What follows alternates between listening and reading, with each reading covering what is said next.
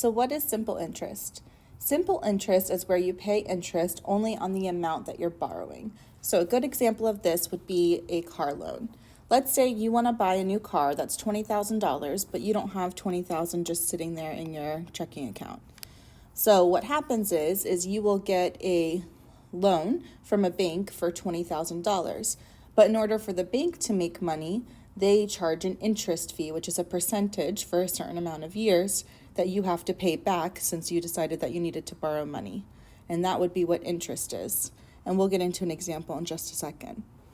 So let's go through the formula. A is going to be your accumulated amount. So after interest, what's the total amount that we end up with? P is your principal, which is just another word for your initial amount. So in our car example, our principal would have been $20,000. N is going to be the number of years that you have to pay off the loan, in this case the car. And then R is going to be the rate that the bank decides to charge. So let's look at an example. So Joe wants to buy a car for $24,000. He's approved for a simple interest loan at a rate of 3.5% for 5 years, and we want to see what that ends up being.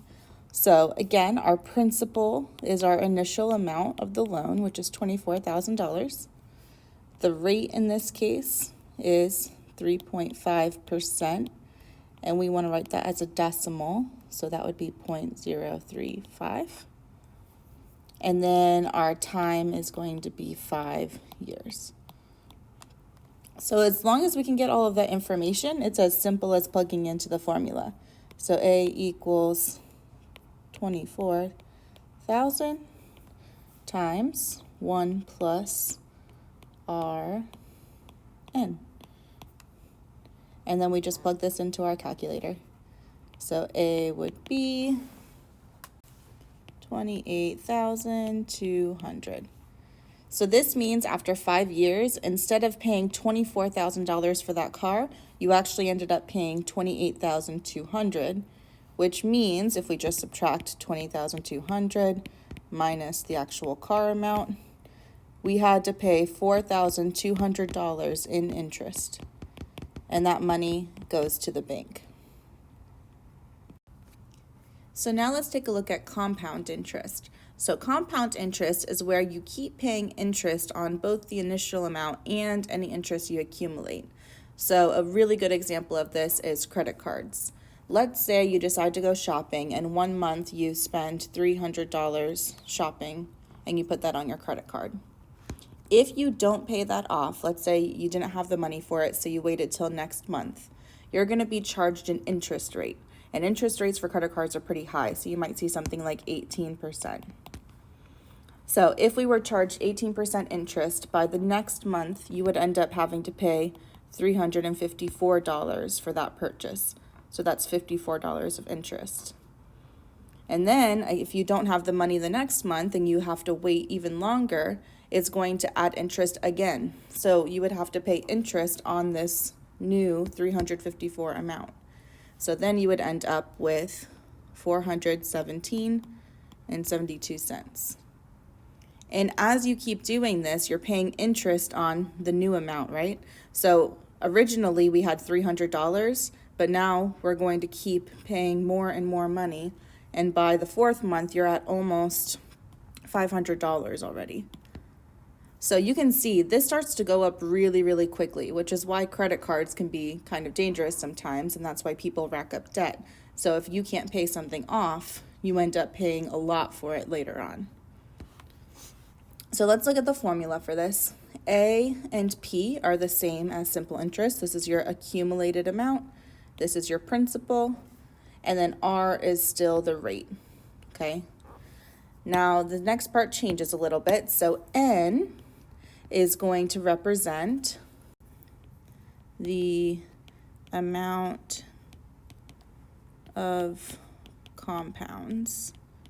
And what that means is, let's say that it's a credit card, right? that would be compounded monthly. So that's going to happen 12 times. You could have a bunch of other ones, and we'll go into some of those in just a second. And then T is going to be our number of years. So let's look back at N for a second. So I mentioned if something says compounded monthly, because there's 12 months in a year, N would equal 12. If it was compounded quarterly, that means that would happen 4 times a year, so N would be 4, and so forth. We could have yearly, where N equals 1. We could have bi-monthly, where N would be every other month, so N would be 6, and pretty much anything. So just pay attention to what words they use, and you have to figure out how many times that happens in 1 year. So in this example, Sanaya decides to put away $3,000 in a savings account. There's a 5% interest compounded quarterly. So if she doesn't withdraw or deposit any money in the account for 8 total years, what will be the balance at the end of 8 years? So this does actually happen. Savings accounts can accumulate interest, but usually the percentage is like very, very, very low, like under 1%. So this is a very exciting bank account. So let's go ahead and look at our formula. We have A, which we're trying to find. P, our principal in this case, well, she starts with $3,000, so that's our initial amount. And then we have R, which is 5%. And again, we want that as a decimal, so that's going to be 0.05. When it's compounded quarterly, quarterly means 4 times a year. And then we're looking at a total of 8 years. So once we have all the pieces, we're just plugging into the formula. So A equals 3,000 times 1 plus R over N to the NT.